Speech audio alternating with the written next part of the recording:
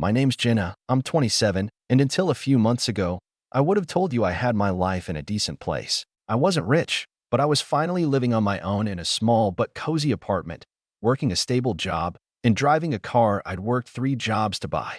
I had a few good friends, a close relationship with my younger brother, and one childhood friend who I'd always thought of as a sister, Ava. Ava and I met when we were 7. Our moms were friends, so we practically grew up in each other's homes. We had sleepovers almost every weekend, passed notes in class, and even got matching keychains in high school that said, "Ride or die." I really believed we'd grow old laughing about boys and bad decisions. But I never imagined she'd be the bad decision. The beginning of the mess started when Ava showed up at my apartment in early January, looking a little too much like someone who hadn't slept in a few days. She had that sheepish look, biting her lip, fidgeting with her hoodie strings, and I already knew she was about to ask for something. "Jen," she said, flopping onto my couch like she owned it, "I need a huge favor. Just for a couple weeks, I promise." I was suspicious, but Ava was good at that kind of tone. That tone that said, "I hate asking you this, but I'm desperate," and it pulled at the part of me that still thought of us as the inseparable duo from our childhood. Her car, she explained, had finally broke down. The engine gave out, and repairs would cost more than the thing was worth. She was saving for a down payment on a new one, but in the meantime, she needed something to get to work. She worked as a freelance makeup artist, and she had a few gigs scheduled across town. She only needed my car during the day, she said. I could still use it at night or on weekends. She even offered to fill the tank regularly and clean it once a week. I hesitated. I used my car daily too, but my job had just gone remote 2 months earlier, so I wasn't commuting anymore.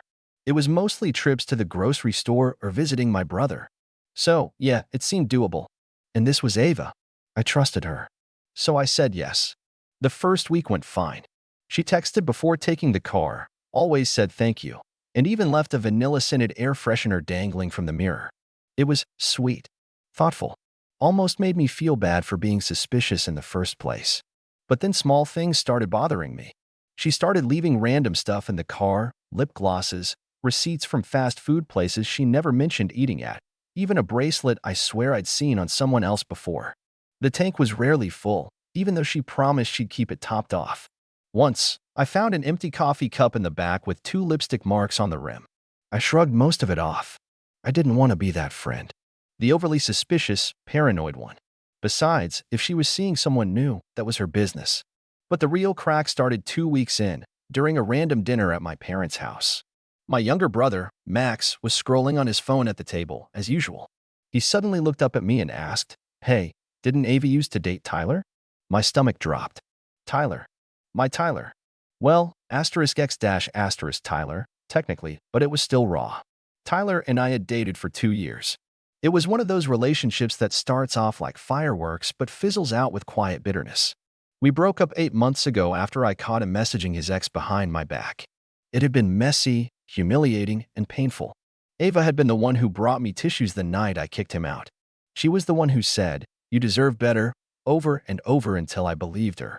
So yeah, I felt cold all over when Max brought up his name. "No, she never dated him," I said, trying to sound casual. "Why?" Max flipped his phone around and showed me a blurry photo from someone's Instagram story. It was Ava, standing next to Tyler, at a gas station. "She was tagged," Max said. "That's why it showed up. I didn't even know they knew each other." Neither did I. I didn't say anything to Ava at first. I tried to give her the benefit of the doubt. Maybe it was just a coincidence. Maybe she bumped into him once. Maybe she was doing someone else's makeup and he just happened to be there. But the thing is, once you see the cracks, you can't unsee them. I started paying closer attention to the timing. I'd text her around noon asking if she still needed the car, and she'd say she was on a job. But the makeup kit she used to lug around had disappeared from my back seat. She was gone for hours, and when I asked how the gig went, her answers were always vague. It was chill or same old, same old. One evening, I checked the mileage on the dashboard before she left. When she came back later that night, I checked again. She'd driven over 70 miles. There was no makeup job across town. She was driving to him. My hands shook as I held the keys. I didn't know if I was angrier at her or at myself for trusting her. I wanted to confront her right then. I even texted her, "We need to talk. Come over tomorrow."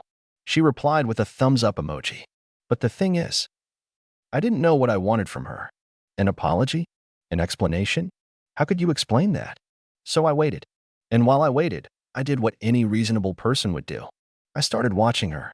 Not in a creepy way, but in a you broke my trust, and now I need answers way. I installed a simple tracking app on my phone and linked it to the GPS system in my car. She wasn't tech savvy, and I knew she never messed with the dashboard settings. And over the next week, everything clicked into place.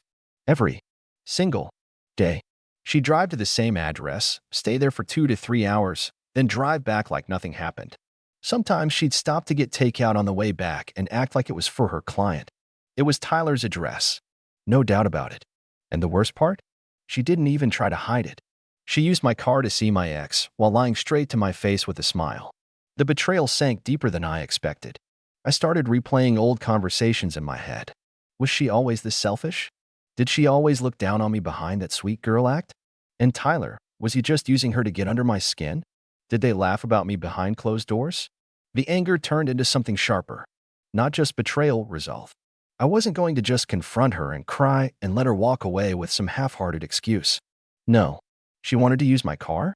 She was going to get one final ride she'd never forget. After I confirmed Ava had been visiting Tyler every day, something in me just shut off. It wasn't just the betrayal, it was the audacity, the casual lies, the fact that she smiled in my face and then used something I worked hard for to crawl back to the person who wrecked me. I didn't say anything for 3 days. I let her keep borrowing the car, let her text me her little fake updates. Just finished a wedding gig. Super long appointment today. While I tracked her every move from my phone. She had no idea I knew. That gave me power. It let me observe her, really observe her, and realize something I hadn't wanted to admit. Ava had always taken more than she gave. When we were younger, it was my clothes she borrowed, my snacks she ate, my room she crashed in after fights with her mom. I never minded. I thought that's what friends were for. But now, looking back, I saw the pattern. I made excuses for her because I loved her like family. And like family, she thought I'd never walk away. Until one night, everything snapped. It was a Friday. She showed up at my place around 10 a.m., breezing in like usual with a coffee in one hand and a grin that used to seem charming. Not anymore. Hey, I might need the car a little longer today, she said, barely looking at me. Client in Glenridge. Might grab lunch after. Glenridge, right near where Tyler lived. I just nodded. Sure, take your time. She tossed me the coffee like it was a peace offering and skipped out the door. I didn't drink it. Instead, I opened my laptop and pulled up the GPS tracker again. She drove straight to Tyler's place, parked outside like she lived there, and stayed for over 4 hours. I just sat there, staring at the little dot on the screen. I don't know what I was expecting to feel, maybe anger, maybe grief, but mostly, I just felt done. That night, I called her. I wanted to give her one chance. Not to come clean, I knew she wouldn't, but to step away, to stop taking advantage of me before I did something I couldn't undo. Hey, I said when she picked up, I think I'm gonna need the car back for a while. Like, permanently. There was a pause. Oh, are you sure? I've still got some stuff booked this month. I know, I said. Calm, careful, but I'm not comfortable loaning it out anymore. You've had it almost a month now. She laughed like I was joking. Come on, Jenna. You're barely even driving. What's the real reason? I didn't answer that. I just repeated, I'll need the keys tomorrow. Please don't take the car again. She sighed loudly, like I was being dramatic. Okay, fine. I didn't believe her for a second. Sure enough, the next morning, I woke up and the car was gone. She hadn't texted, hadn't called. She'd just taken it like it still belonged to her. And that was it. That was the moment I stopped feeling guilty. I called the non-emergency police line first, explained the situation. Told them I had proof I'd asked her not to take the car, that she wasn't on the insurance, that she'd taken it without permission.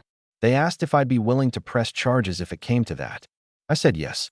I was tired of letting people walk over me just because they used to love me.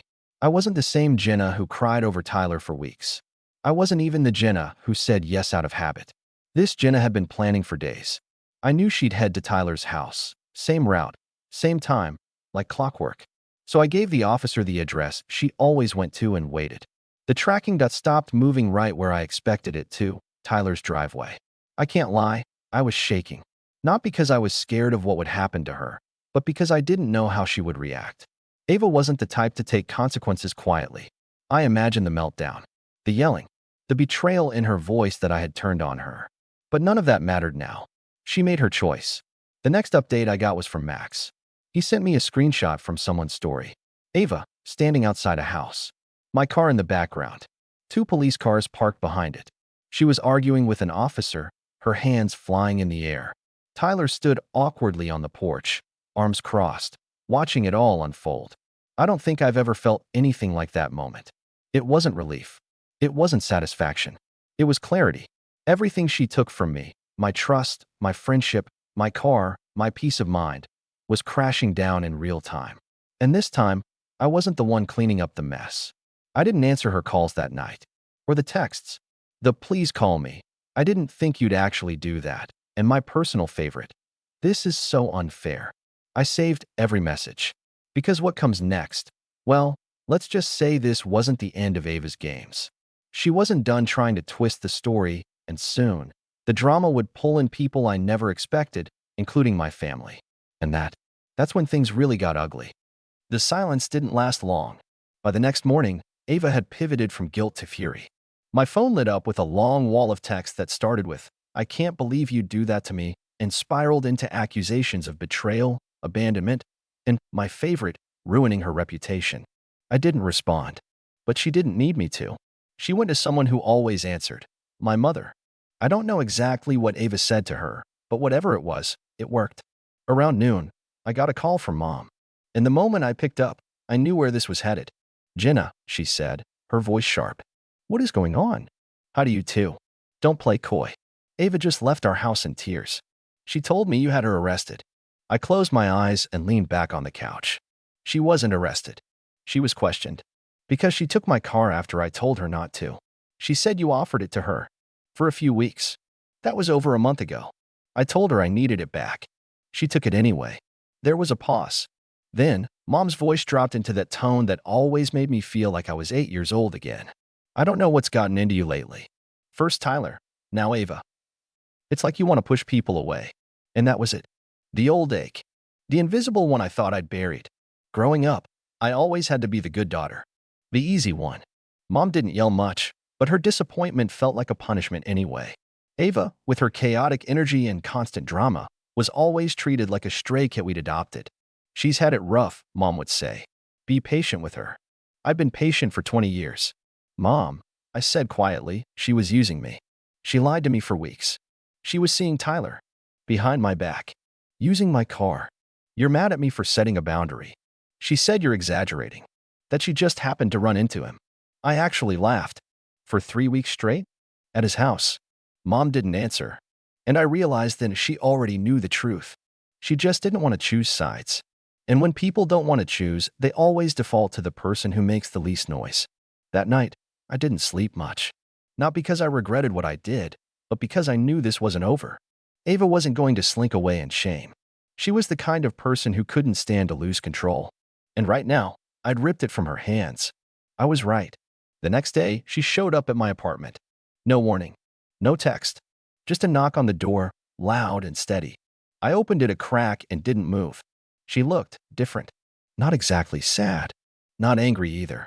She wore this tight-lipped smile like she was trying to seem in control, but her eyes gave her away. Wide, darting, full of something between desperation and fury. "I just want to talk," she said. I didn't open the door any wider. "Talk here." She glanced over her shoulder, then back at me. "I think this has all been blown way out of proportion. You stole my car. You loaned me your car," she snapped. "And then when you got all weird and possessive about it," I blinked. "Possessive? Are you hearing yourself?" She raised both hands, like let's not fight, but her voice was tight. "Look, I know I should have told you about Tyler. I didn't know how. I thought you'd freak out. I would have freaked out. Because that's what normal people do when their best friend hooks up with their ex behind their back. Don't be dramatic." And there it was. The real Ava, slipping through the cracks. I started to close the door. "We're done here." "Wait." Her voice changed. "You really called the cops on me. Do you have any idea what kind of trouble that could have caused?" "You caused it," I said. "You lied. You used me. You didn't care what that did to me or to our friendship." She stepped forward like she might push the door. I didn't flinch, but I didn't budge either. "You know what?" she said, tilting her head. You've always acted like you were better than me. Ever since we were kids. You had the nicer house, the stable family, the car, the job. You never let me forget it. I stared at her. That's what it was about. Not friendship.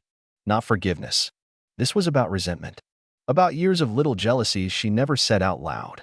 I let you into my life because I thought you were family, I said. But you've been keeping score this whole time. She didn't answer. She just turned and walked down the hall, muttering something under her breath. But I didn't feel triumphant. I felt hollow. I locked the door, sat down on my couch, and stared at the spot where she stood. I wasn't sure what came next. She could spin this to friends, to family, to anyone who'd listen. She could play the victim all over again. But for the first time in my life, I didn't care. She wasn't my problem anymore. Except, she still wasn't finished. Because 2 days later, I got a call from my job. A voicemail from HR. Apparently someone had submitted an anonymous tip claiming I was involved in an ongoing legal investigation and had recklessly endangered a friend. I knew that voice. Even disguised, I knew the rhythm of her phrasing. Her need to play chess while everyone else played checkers. She hadn't just lost access to my car. She was trying to wreck my life. And that was her final mistake. The voicemail from HR was the final shove I needed. I wasn't fired. Thank God. My boss actually laughed about the anonymous tip and said it sounded like something out of a high school movie. But the fact that Ava went that far? That she tried to drag my livelihood into her mess, that told me everything I needed to know. She wasn't just bitter. She was dangerous. So I got to work. See, while Ava spent her time twisting the truth to anyone who'd listen, I'd spent mine gathering receipts. Texts, call logs, screenshots of the GPS tracker, screenshots of her Instagram stories with captions like busy day on the job, while she was parked at Tyler's place.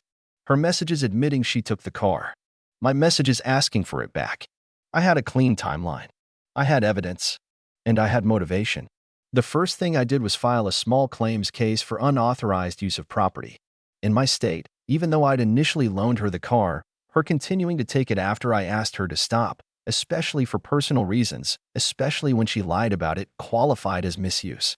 I listed out the gas money she never paid back, the mileage she racked up, and the cleaning bill after I found makeup smudges, hair extensions, and a used press-on nail stuck in the cup holder. It wasn't a huge amount, about $900 in total, but it wasn't about the money. It was about putting her in front of a judge and making her answer for it. The court date was 2 months out. But in the meantime, I planted my revenge. Now, one thing you should know about Ava, she was trying to break into social media full-time. She had a modest following, around 8K on Instagram, and she loved to post about her clients, her booked-out schedule, and her hustle. She'd brag about doing makeup for influencers, post fake DMs from brands, and call herself a celebrity MUA in the making. Her image meant everything to her. So I started reaching out, quietly, strategically, to a few of the people I knew she had burned in the past. An old roommate she ghosted on rent. A bride whose makeup she botched and blamed on bad lighting. A fellow artist she copied without credit. I found them through tagged posts, mutual comments, and DMs I'd remembered seeing years ago. I didn't tell them what to do. I just shared my story, with screenshots, receipts, links. And then I waited. It didn't take long. One of the micro-influencers Ava had worked with reposted my screenshots in a story, captioned, "This you?" Her comment section exploded. Other people chimed in with their own stories. Unpaid gigs. Ghosting. Lies. Ava tried to delete comments. Then disable them. Then post a tearful story about online bullying and toxic jealousy. But by then, it was out of her hands. Her follower count started dropping. A collab she'd bragged about mysteriously disappeared. A photographer she'd worked with took down all their joint posts. And then, cherry on top, one of the local salons she used to freelance for posted a very pointed update about doing background checks and professionalism being non-negotiable. I didn't even have to say a word. She'd built her reputation on smoke and mirrors. I just pulled the curtain back. And finally, the court date came. She showed up in this oversized blazer like she was playing businesswoman. I wore jeans and a black tee. I wasn't trying to look impressive. I just wanted to look like someone telling the truth. It was quick. The judge reviewed the texts, looked at the mileage report, heard Ava's shaky excuse about misunderstanding, and thought we were still cool. I calmly pointed out the exact date I told her not to take the car again, showed the receipt from the tracker, Showed her text admitting she drove it the next day. He ruled in my favor in under 10 minutes. She had to pay me the $900 plus court fees. I walked out of that courtroom lighter than I'd felt in years. Ava tried one last time to reach out, maybe thinking we'd talk it out now that things had cooled down. I blocked her. I blocked her on everything. And here's the funny part. For someone who made such a mess of my life, she disappeared from it like smoke. Tyler? I have no idea what happened to him. Don't care. I think once Ava's life started imploding, he bolted. Classic. My family eventually came around. My mom apologized, not directly, of course, but in her way. She invited me over for dinner and made my favorite dish without asking. She even said, "You were right about her," one night while we were watching TV. It was enough. And me? I kept going. I got a new car a few months later. Started therapy. Took a solo trip I'd always put off. Rebuilt the pieces Ava tried to scatter. Because that's the thing no one tells you about revenge. It's not about hurting them. It's about taking your power back and making sure they never get to steal it again.